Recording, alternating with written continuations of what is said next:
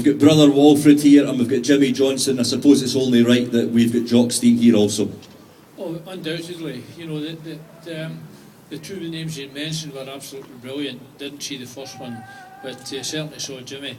But Jock, I think, as far as I'm concerned, is really instrumental in for what this club is and how great it has been. Wonderful.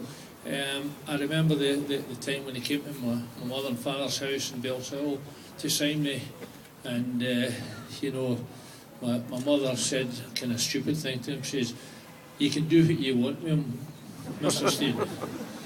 And there were sometimes I paid for that, to be quite honest with you. But marvellous man. Boys will tell you that at any given time he was the man that made this club what it is today. And a fantastic turnout as well today to pay tribute to him. Absolutely brilliant, because he was a magnificent man, magnificent manager, real Celtic man. The Celtic was very, very important to Jock. Great with players, absolutely different class. Mind you, if you stepped out of line with him, he didn't come across as being so great then, you know.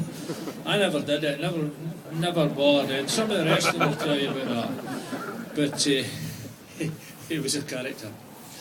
Okay, ladies and gentlemen, Billy McNeill.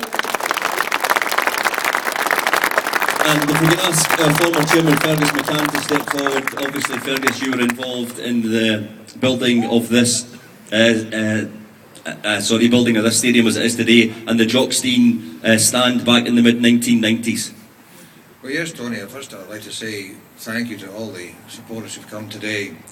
It's an honour to be here, it really is, and it makes me think back. First thing I'm thinking about standing here is going all the way back, Evans, Stein and Peacock. That's where he began as a player, but he was as a player here, and he went on to greater things. And then I think about the time being here in 1996, 95, 96, we built the stadium. And of course now what it means is that going out there with Jean, his widow, the late who proposed opening the stand that day, that was just an enormous honour. And now, as you know, the Celtic end is now the Jock Stein stand, which that will stand hopefully for many years in his memory.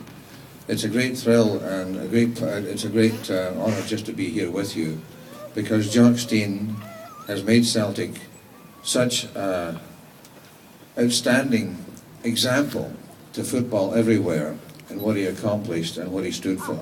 Thank you, Tony. Thank you, Fergus, and it's almost time for the unveiling. And before the party heads down to get into position with the Lisbon Lions, let's hear some audio from Jock Stein. This was part of his team talk before the 1967 Scottish Cup final against Aberdeen in April of that year, and you'll hear that it's the same issues that Celtic managers face some 44 years down the line. This is another game, no different from the last one. You know well from the season started, every game's been an important one, so let's make sure that we don't slip up with being casual, being careless and early in the game. There'll be refereeing mistakes in the game, some for you, some against you, but make sure that referees' decisions don't upset each individual style of play. Accept the decisions, good and bad, get on with the game. This can be a year that every one of us can remember, so let's make sure that each player helps each other. Make sure if somebody's having a bad game, somebody near him helps them. So let's go now and make sure that this is another game that will add to the rest of the victories we've had, and it'll be a season we'll all remember.